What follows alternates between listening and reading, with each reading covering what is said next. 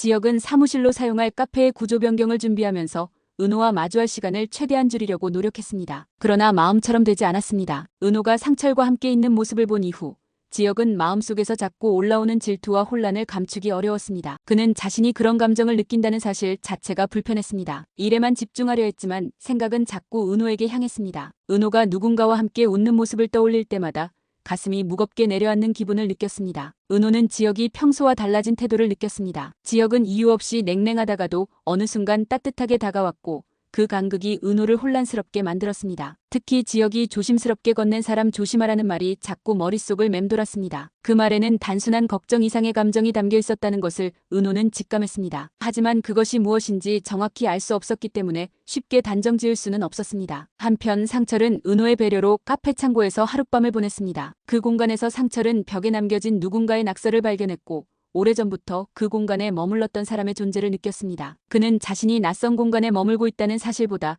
누군가의 흔적 속에 자신이 들어왔다는 것에 더 깊은 감정을 느꼈습니다. 상철은 그 흔적들이 자신에게 어떤 위안을 주고 있다는 사실을 깨달았습니다. 그러나 그 공간이 지역이 사용하던 곳이라는 사실은 끝내 알지 못했습니다. 다정은 상철이 필기시험 합격 사실을 숨긴 데 이어 아르바이트를 한 것도 자신의 몰래 했다는 사실을 알고 깊은 배신감을 느꼈습니다. 다정은 상철을 신뢰했기 때문에 그 모든 사실을 숨긴 이유를 알고 싶어 했습니다. 그녀는 상철에게 직접 묻고 싶었지만 연락이 닿지 않았고 시간이 지날수록 감정의 골은 더욱 깊어졌습니다. 다정은 결국 상철에게 메시지를 남기며 다시 대화를 시도했습니다. 고성희는 병원장을 직접 만나 간이식을 위한 절차를 본격적으로 준비하기 시작했습니다. 그녀는 자신의 건강 상태를 무시한 채 수술에만 집중했고 은호가 수술을 받아들이도록 유도하기 위해 여러 방면으로 계획을 세웠습니다. 그녀는 시간이 많지 않다는 불안감에 휩싸였고 그 불안은 점차 집착으로 변해갔습니다. 박영란은 고성희의 바쁜 일정을 틈타 화실에서 만화책을 읽는 시간을 확보했습니다. 그녀는 처음으로 성희에게 거짓말을 하며 자신의 시간을 만들었습니다. 평소에는 감히 엄두도 못 낼 일이었지만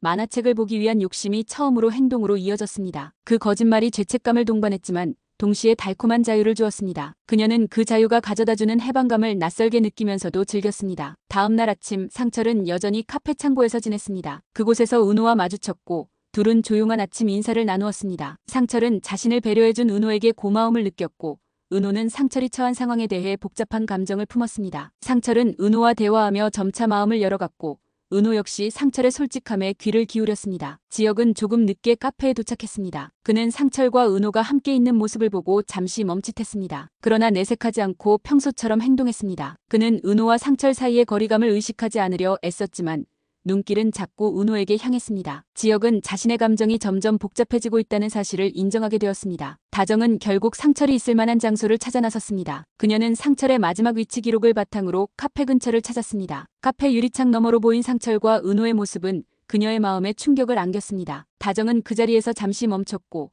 그 순간 상철이 고개를 돌려 다정과 눈을 마주쳤습니다. 그 시선은 많은 감정을 담고 있었고 다정은 더는 그 자리에 서 있을 수 없었습니다. 그녀는 모든 감정을 안고 카페 문을 열었고 상철 앞에 섰습니다. 그녀의 눈빛에는 분노와 슬픔 그리고 실망이 뒤섞여 있었습니다. 다정은 상철에게 자신이 어떤 존재였는지를 물었고 상철은 남아있다고 대답했습니다. 그 대답은 다정에게 위로이자 더 큰 혼란을 주었습니다. 은호는 그 장면을 지켜보며 다시 마음이 흔들렸고 지역은 그런 은호를 바라보며 복잡한 감정을 느꼈습니다. 지역은 조용히 은호 곁에 섰고 은호의 손을 조심스럽게 잡았습니다. 은호는 지역의 손길에 놀랐지만 거부하지 않았습니다. 은호는 창문 너머로 보이는 달빛을 바라보며 지역의 감정이 진심이었는지 스스로 묻고 또 물었습니다. 상철은 창고 구석에서 홀로 앉아 다정과의 관계를 돌아보았습니다. 다정은 잠들지 못한 채 눈물로 밤을 보냈습니다. 다음 날 아침 카페 앞에 다시 은호, 지역, 상철, 다정이 마주 섰습니다. 어색한 공기가 흐르는 가운데 그들 사이의 갈등은 아직 끝나지 않았다는 사실이 분명해졌습니다. 그리고 그 순간 성희가 들고 있던 봉투 하나가